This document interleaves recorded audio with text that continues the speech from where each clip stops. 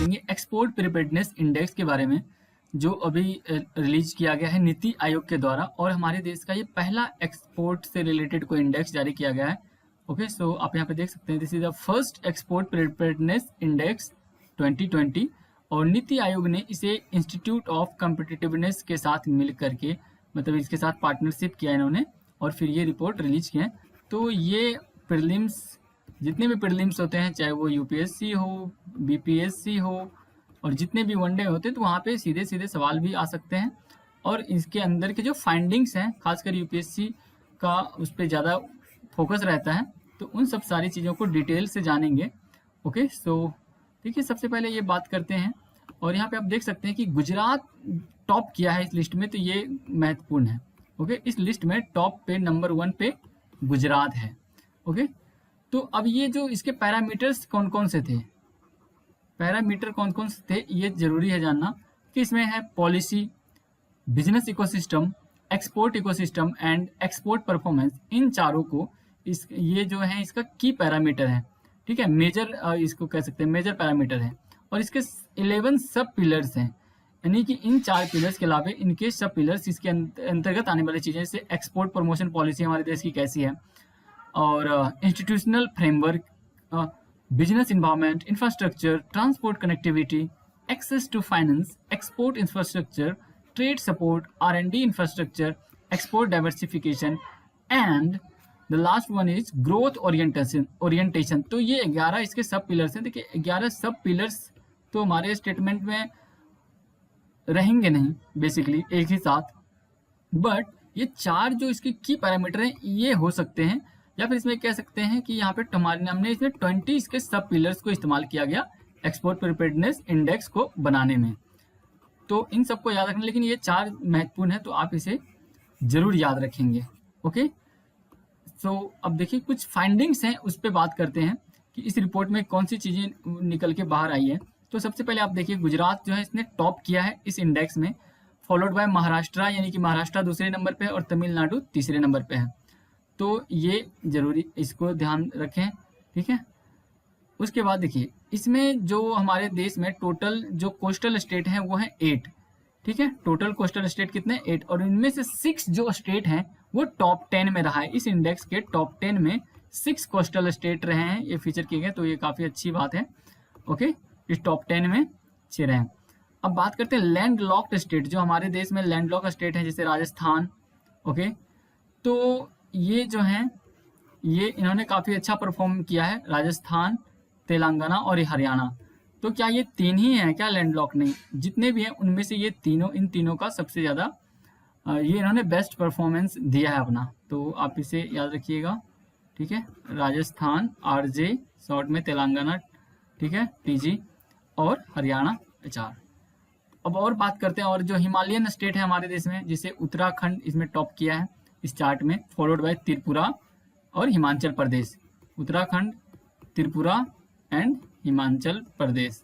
Okay, and जो union territories हैं इसमें सबसे बेस्ट परफॉर्मेंस वाले स्टेट कौन कौन से हैं? UT, Delhi, Goa and Chandigarh. इन तीनों ने यूनियन टेरिटरीज के कैटेगरी में बेस्ट परफॉर्मेंस किया है। अब देखिए, इस रिपोर्ट में ये कहा गया कि छत्तीसगढ़ और जो ये झारखंड है, इन दोनों स्टेट ने काफ़ी अच्छा इन्होंने मेजर्स इनिशिएटिव लिया है, और सेवरल मेजर्स लिए हैं इन्होंने एक्सपोर्ट को प्रमोट करने के लिए। तो और भी जो स्टेट हैं जो इस तरह से वो मतलब लैगिंग कर रहे हैं, तो उनको इसमें ये कहा गया है कि उनको इन दोनों स्टेट से मोटिवेट होना चाहिए, और इनके पॉलिसी को फॉलो कर सकते हैं वो। कुछ और भी चीज़ें हैं, जैसे देखिए यहाँ पे जो सोशियो इकोनॉमिक चैलेंजेस जो फेस कर रहे हैं स्टेट, तो उनको इन दोनों के मॉडल को फॉलो करना चाहिए।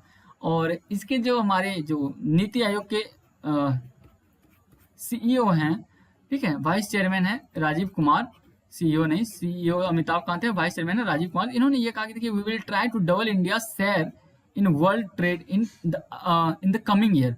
आने वाले वर्षों में इंडिया की जो शेयर होगी उनको डबल करने का लक्ष्य इसमें, इस रिपोर्ट में बताया गया है।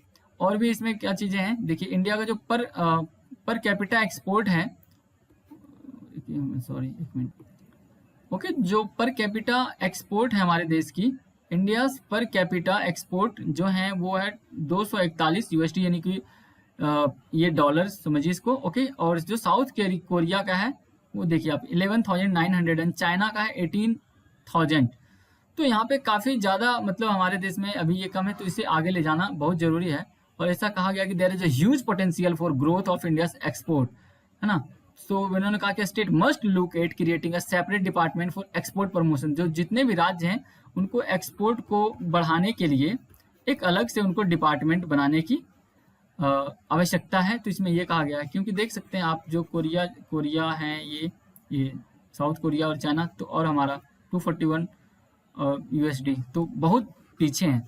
और अभी जितने हमारे देश में ऐसा है कि यूथ पॉपुलेशन सबसे ज़्यादा है, इनके पोटेंशियल को इस्तेमाल करके इन चीज़ों को ग्रो कर सकते हैं। और जो हमारा आत्मनिर्भर भारत का जो अभी चल रहा है कि हम आत्मनिर्भर बनेंगे, तो इसमें आत्मनिर्भर जब आप बनेंगे, एक्सपोर्ट आप तभी कर पाएंगे जब आप सेल्फ सफिशिएंट हो जाएंगे। ठीक है, सेल्फ सफिशिएंट का मतलब ये है कि आपके घर में 4 केजी आटा है और आपके बगल में किसी को ज़रूरत है, और आपके घर में 4 केजी आटा है और 4 केजी आटा में आपका कंजम्पशन ही है, और यहाँ पे ज़रूरत है इस घर में ए घर बी घर, तो आप यहाँ दे कैसे पाएंगे। तो 4 केजी आटा से अगर आपको बढ़ा के आपके घर में 10 केजी रहता तो आप इसे दे पाते। तो इसीलिए सेल्फ सफिशिएंट जब तक आपके पास नहीं होगा तब तक आप एक्सपोर्ट कैसे करेंगे। तो ये एक अच्छा इन्वायरमेंट है पेंडेमिक, जो कोरोना के कारण ये एक चीज़ अच्छी जो अपॉर्चुनिटी और जो पोटेंशियल को पहचानने का जो एक तरह से ये कह सकते हैं कि जो मौका मिला है वो बहुत ही बेहतरीन है। तो इसको अच्छे से यूटिलाइज करना चाहिए, ठीक है। और इसमें देखिए एक चीज़ और मैं बताऊं, इसमें ये कहा गया कि गवर्नमेंट ऑफ इंडिया है जो है, इन्होंने जो प्रोडक्शन लिंक्ड इंसेंटिव स्कीम होता है, इन्हें बताया कि ये काफ़ी क्रिटिकल है एक्सपोर्ट को प्रमोट करने में। अब ये प्रोडक्शन लिंक्ड इंसेंटिव स्कीम क्या होते हैं, तो देखिए इसके बारे में थोड़ा सा जानिए कि ये ministry of electronics and information technology के द्वारा स्टार्ट किया गया था, ठीक है। तो जो बड़े बड़े कंपनी हैं सैमसंग एप्पल इस तरह के, तो उनको हमारे देश में कैसे वो अपने आप को सेटअप कर सकते हैं और अपने बिजनेस को, अपने प्रेजेंस को कैसे वो एक्सपांड कर सकते हैं। तो ये जो कंपनी थे इन्होंने हमारे जो ministry of environment and information technology हैं उनके साथ इन्होंने बातचीत करी, नेगोशिएशन किए, और इन्होंने कहा कि जो इनको उनके प्रोडक्शन लिंक्ड इनिशिएटिव स्कीम है, तो उसके लिए जो making mobile phones and certain other specified electronic components हैं, तो उनके लिए ये देंगे। अब इनमें क्या है कि बेसिकली ये देखिए ये पार्ट है नेशनल पॉलिसी ऑन इलेक्ट्रॉनिक्स का, ठीक है। तो आईटी मिनिस्ट्री यानी कि मैटी इसको शॉर्ट में कहते हैं, ठीक है। तो इसमें यह कहा गया कि इसमें जो प्रोडक्शन करेंगे उनको 4 to 6% का इंसेंटिव दिया जाएगा, और इस स्कीम के तहत जो भी कंपनियां, ठीक है, फ़ोन बना के हमारे देश में फ़ोन बना के बेचेंगे वो, और जिसका दाम 15,000 से ज़्यादा होगा, उनको अप टू 6% इंक्रीमेंटल सेल के लिए उनको 6% दिए जाएंगे, ठीक है। और ऐसे मोबाइल फ़ोन इंडिया में बनेंगे और इंडिया में बेचे जाएंगे, फिर यहाँ से जब ज़्यादा होगा तो उन्हें एक्सपोर्ट भी कर सकते हैं, ठीक है। In the same category companies which are owned by Indian nationals and make such mobile phones, the incentive has been kept Rs 200 crore rupees for the next 4 year. तो हमारे देश के जो कंपनी बनाए, हमारे देश के जो प्रोड्यूसर होंगे, तो उनके लिए 200 करोड़ रुपए का इंसेंटिव दिया जाएगा अगले 4 वर्षों के लिए, ठीक है। तो ये कुछ चीज़ें थी, लेकिन इतना ही नहीं, अभी थोड़ा सा एक चीज़ और हम लोग डिस्कस कर लेते हैं। वो है ये है कि एक सेकेंड, थोड़ा सा एक मैं खाली पेज ले लूँ, ओके सॉरी। देखिए नीति आयोग, तो ये आपने देख लिया कि अभी हम EPI 2020 की बात करी, तो कुछ और ऐसे रिपोर्ट हैं जैसे कंपोजिट,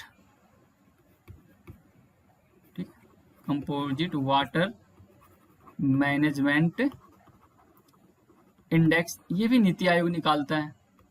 फिर आपने देखा कि एस्पिरेशनल डिस्ट्रिक्ट जो था, आकांक्षावान जिला, ठीक है, तो इसका भी इन्होंने ये लिस्ट बनाया था। और भी बात करते हैं कुछ ऐसे रिपोर्ट जैसे healthy India progressive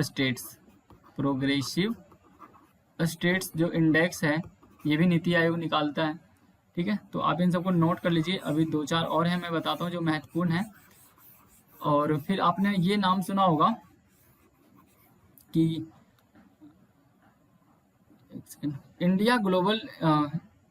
India innovation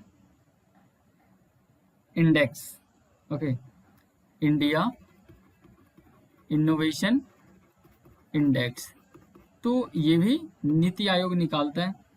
और भी कुछ हैं, जैसे आप ये देखिए, performance of health outcome index, performance of health outcome index.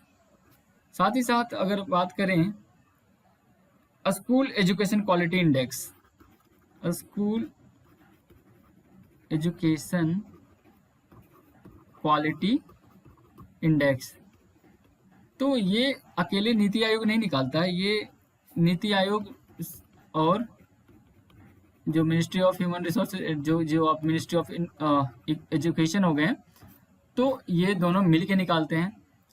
एक और महत्वपूर्ण इंडेक्स है जिसका नाम है, जो मैंने बताया आपको, इंडिया इनोवेशन इंडेक्स। तो इसमें 3 स्टेक होल्डर ये मिल के निकालते हैं, जैसे नीति आयोग भी है, DIPP, ओके, और CII मिल के निकालते हैं। हालांकि अब DIPP रहा नहीं, DPIIT हो गया है, ठीक है। तो ये सब मिल के निकालते हैं, और ये कुछ महत्वपूर्ण इसके इंडेक्स हैं, तो इससे भी आप ध्यान में रखें। Okay, so thank you very much.